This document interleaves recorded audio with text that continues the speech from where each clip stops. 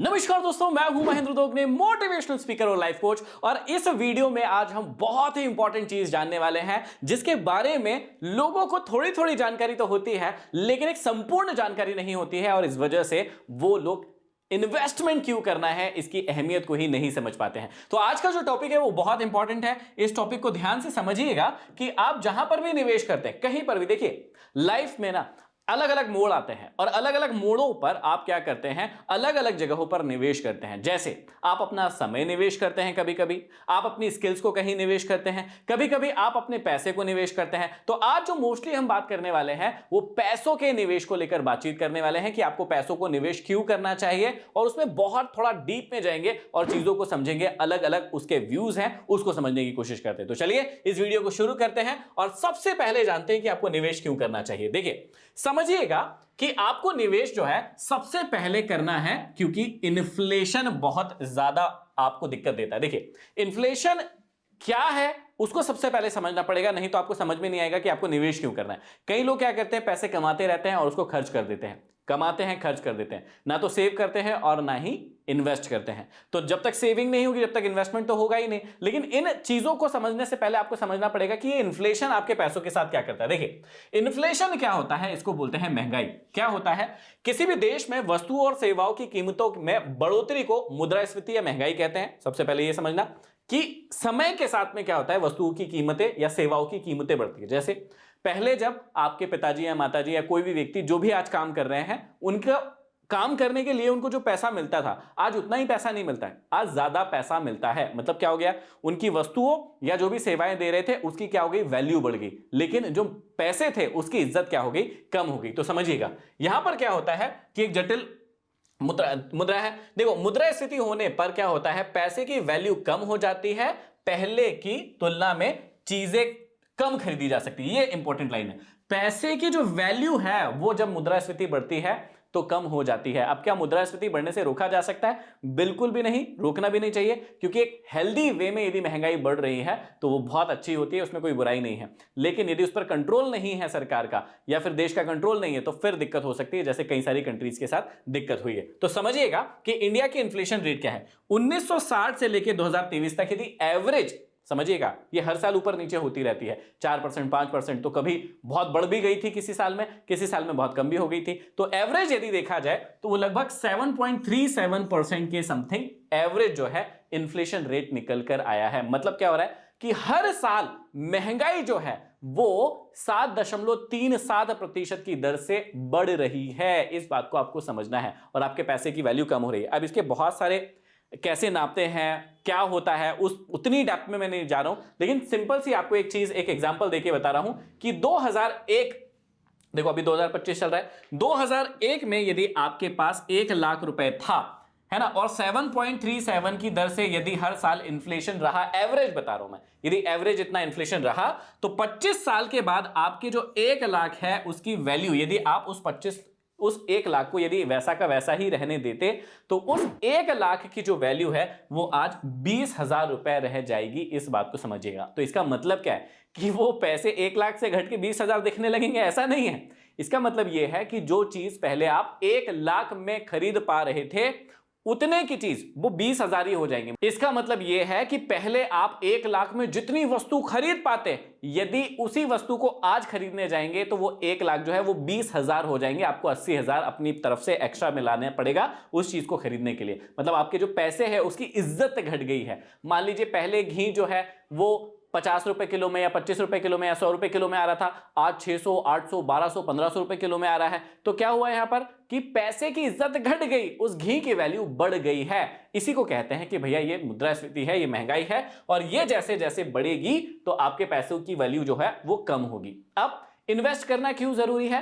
क्योंकि आपको इस बात को समझना है कि यदि आप निवेश नहीं करेंगे तो आपका रखा हुआ जो पैसा है वो अपनी वैल्यू को खो देगा। यदि आपने सोचा कि अरे यार मेरे पास पैसा रखा तो है, कोई दिक्कत नहीं, मुझे कोई टेंशन नहीं है, 5 साल 10 साल मेरे पास पैसा रखा रहेगा, तो मान लीजिए कि आपके पास 50 लाख 1 करोड़ रुपए आपने 5-10 साल ऐसे ही रख लिए, तो उसकी जो वैल्यू है वो कम हो जाएगी। जो चीज आप पहले खरीद सकते थे उसी पैसे में, अब उतने पैसे में वो नहीं आएगी, उसके लिए आपको ज्यादा पैसा, ज्यादा दाम चुकाना पड़ेगा। ठीक है, यदि आप सही जगह पर निवेश करेंगे तो इन्फ्लेशन को पीछे कर पाएंगे। पहली चीज तो इन्फ्लेशन को बीट कर पाएंगे। दूसरा क्या है कि पैसे की वैल्यू भी बढ़ सकती है, यह बात आपको समझना है।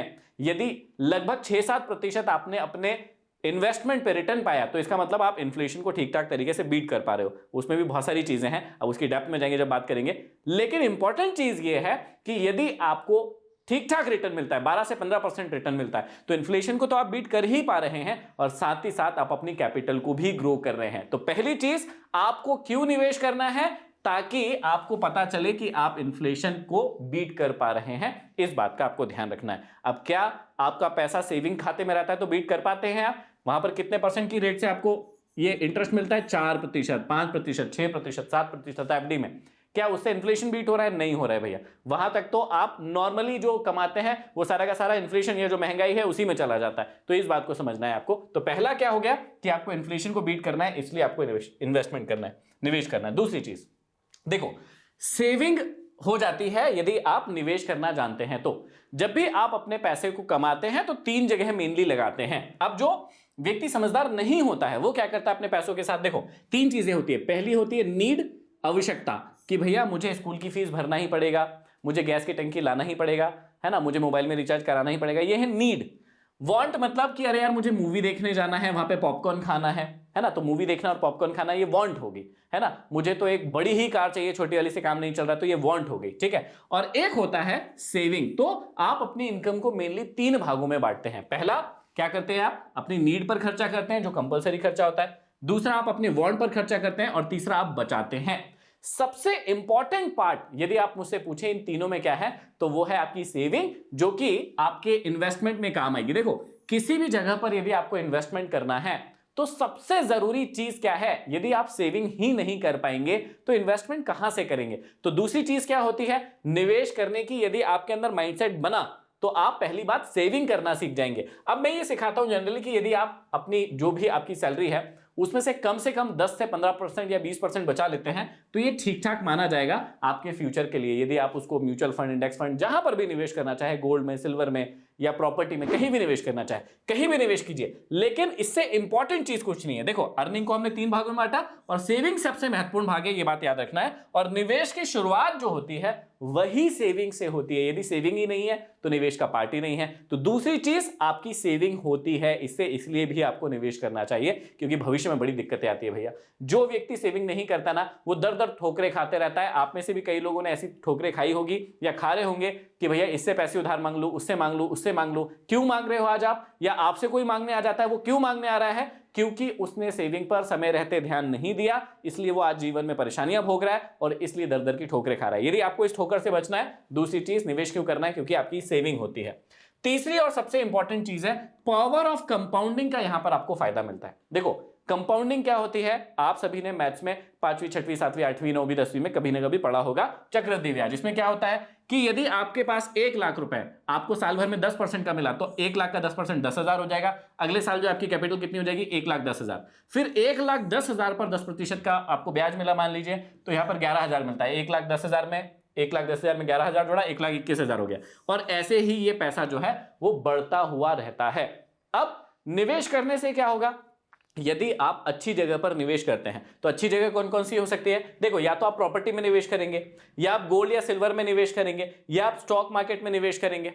तो यहां पर यदि आप सेफ जगहों पर निवेश करते हैं, जैसे प्रॉपर्टी, अच्छी प्रॉपर्टी ली, गोल्ड लेकर रखा, सिल्वर लेकर रखा, या फिर स्टॉक मार्केट में आपने म्यूचुअल फंड, इंडेक्स फंड में निवेश किया, तो यहां के रिटर्न क्या है? देखो प्रॉपर्टी के मोटा माटी रिटर्न जो है लंबे समय में 4 से 5% या 6% की रिटर्न आपको सालाना मिल जाती है यहां पर। ठीक है, इसके बाद गोल्ड में, अच्छा यहां पर बहुत सारे फिर विवाद भी हो सकते हैं कि अरे मेरी प्रॉपर्टी तो 2 साल में ही दुगनी हो गई, 3 साल में दुगनी हो गई। उसके लिए एक्सपर्टी चाहिए कि भैया कौन सी प्रॉपर्टी है जो 1-2 साल में दुगनी हो जाएगी। हर प्रॉपर्टी प्रॉपर्टी 1-2 साल में दुगनी नहीं होने वाली है। प्रॉपर्टी को दुगना होने में भी 6-7 साल 8 साल का समय लगता है। एक फेज आता है जब प्रॉपर्टी लेते हैं। अब कई लोग उस फेज में ही प्रॉपर्टी लेके बेच देते तो उनकी तुरंत दुगनी हो जाती है, लेकिन हर बार ऐसे नहीं होने वाला। तो ये जो है सालाना रिटर्न मिलता है। इसके बाद गोल्ड में जो है लंबे समय का रिटर्न है, 9 से 12% के बीच में रिटर्न मिल सकता है ना। ये बीच में बोल रहा हूं इसलिए क्योंकि कभी कम कभी ज्यादा हो सकता है लंबे समय में।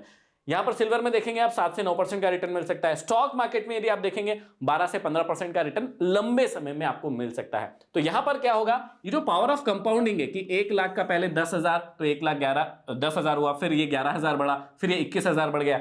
इस प्रकार से पावर ऑफ कंपाउंडिंग जो है लंबे समय में आपको प्रॉफिट करती है। लेकिन पावर ऑफ कंपाउंडिंग में कई लोग ऐसा सोच लेते हैं कि स्टॉक मार्केट में हम जब निवेश करते हैं तो हमेशा हमारा पैसा बढ़ता हुआ ही नजर आएगा, इसी को पावर ऑफ कंपाउंडिंग बोलते हैं। नहीं, गलत सोच रहे हो आप। स्टॉक मार्केट में जो पावर ऑफ कंपाउंडिंग होता है उसका नियम थोड़ा अलग लगता है।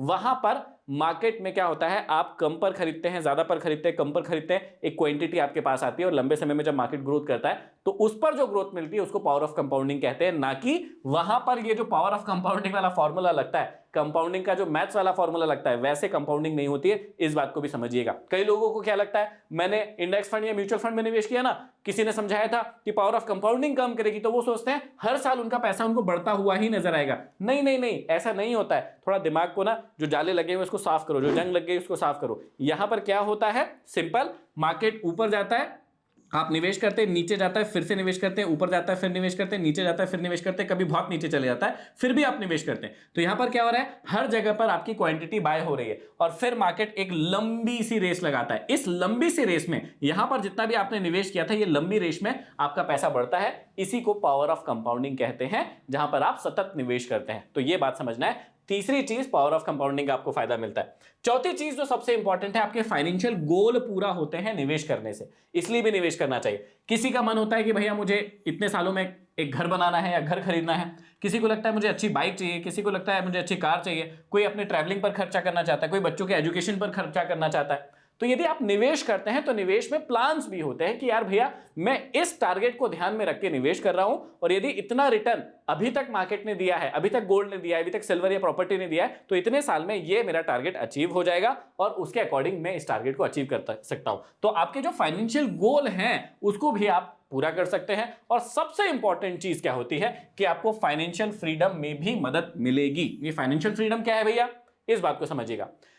आप एक बात सोचकर देखिए कि आप पैसा कमाना क्यों चाह रहे हैं, आपको पैसा क्यों कमाना है, ताकि आप अपने हिसाब से अपने जीवन को जी सके, अपने हिसाब से अपने टाइम को स्पेंड कर सके, आपको जहां जाना है, जब काम करना है, इसीलिए पैसे कमा रहे हैं। पैसा कहते हैं भगवान नहीं है, लेकिन भगवान से कम भी नहीं है। तो पैसा सब कुछ नहीं है ना, पैसे से खुशी नहीं आती है, लेकिन आपको पता होना चाहिए कि आपका टाइम इंपॉर्टेंट है। अब आप अपना टाइम पूरा का पूरा पैसे कमाने में ही दे देंगे तो फिर अपना टाइम कैसे एंजॉय करेंगे, नहीं कर पाते। तो इसके लिए पैसों की जरूरत पड़ती है। अब देखिएगा, यदि आपके पास पर्याप्त आय के साधन है, पर्याप्त निवेश है आपके पास और पर्याप्त बचत है, तो आप फाइनेंशियल फ्रीडम की ओर आगे बढ़ रहे हैं या फाइनेंशियल फ्रीडम आपको मिल चुकी है। समझिएगा क्या क्या है कि आपकी एक रेगुलर सोर्स ऑफ इनकम हो जाए, जहां से पैसा आते रहे, आपके ऑलरेडी निवेश हो अच्छे और बचत भी हो कि भाई आपको जहां निवेश करना है आप और कर सके या अपना जो खर्चा करना है वो कर सके। तो सिंपल सी चीज समझिएगा, एक ऐसा अमाउंट जो आपके भविष्य के खर्चों को पूरा कर सके, यदि आपके पास है,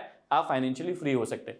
अब फाइनेंशियली फ्री होने के लिए हर व्यक्ति का टारगेट अलग अलग हो सकता है, क्योंकि वो अलग अलग सिटी में रहता है, अलग अलग तरीके से अपने पैसों को स्पेंड करता है, उसके बच्चों की एजुकेशन, उसके रहने का खर्चा, उसका लिविंग स्टैंडर्ड अलग अलग हो सकता है। एग्जाम्पल के लिए मानते हैं कोई व्यक्ति छोटे शहर में रहता है और उसका मासिक खर्च जो है 20,000 रुपए है, वो 12 महीने तक खर्च करेगा और ऐसा 30 साल तक करने वाला है। उसकी जो भी उम्र है उसके हिसाब से लगता है यार 30 साल तो मैं जीऊंगा, कोई दिक्कत नहीं है। तो 12 दूनी 24 और 24 3 72, मतलब यदि 72 लाख रुपए उसके पास है अभी सेविंग में मतलब यदि 72 लाख रुपए उसके पास लिक्विड कैश पड़ा हुआ है कि मैं जब चाहूं उसको कैश कर सकता हूं, ऐसी यदि कोई चीज है, तो एक हिसाब से वो फाइनेंशियली फ्री है। क्यों है?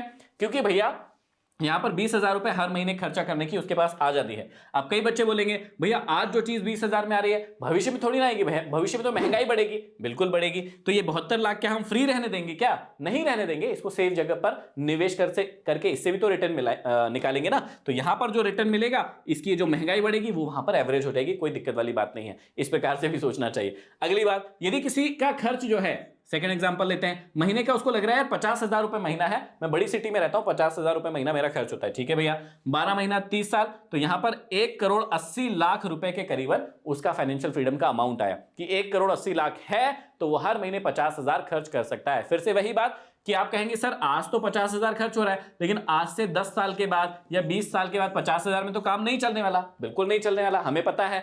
हम क्या कह रहे हैं, अभी यदि आपके पास 1,80,00,000 है तो ये क्या फ्री में बैठे रहेंगे क्या? इसको भी तो हम इंडेक्स फंड, म्यूचुअल फंड कहीं ना कहीं निवेश करेंगे ना, तो इसकी वैल्यू भी तो 3 करोड़ 4 करोड़ होगी ना, उस हिसाब से सोचिएगा। तो आपको यहां पर पावर ऑफ कंपाउंडिंग का भी फायदा मिलता है, इस बात को आपको याद रखना है। अब आपको समझ में आ गया होगा आज कि भैया आपको निवेश क्यों करना है, बहुत इंपॉर्टेंट चीज है, यह बात पता होना चाहिए और सेफली पता होना चाहिए, इसमें कोई तड़का नहीं लगाना चाहिए। तो आप कमेंट बॉक्स में कमेंट करके बताओ कि कौन सा तरीका आपको पसंद आया, क्यों निवेश करना है, ये बात समझ में आई या नहीं, और किस टॉपिक पर आप वीडियो चाहते हैं जरूर बताइए। वीडियो को शेयर जरूर करें ताकि हर व्यक्ति को समझ में आए कि निवेश क्यों करना है। और सबसे इंपॉर्टेंट बात, चैनल पर नए हैं, सब्सक्राइब नहीं किया, सब्सक्राइब कर लीजिए ताकि ऐसे ही इंफॉर्मेशनल वीडियो आपको हमेशा के लिए प्राप्त होते रहे। अगले वीडियो में फिर मिलते हैं, तब तक के लिए आप सभी का धन्यवाद।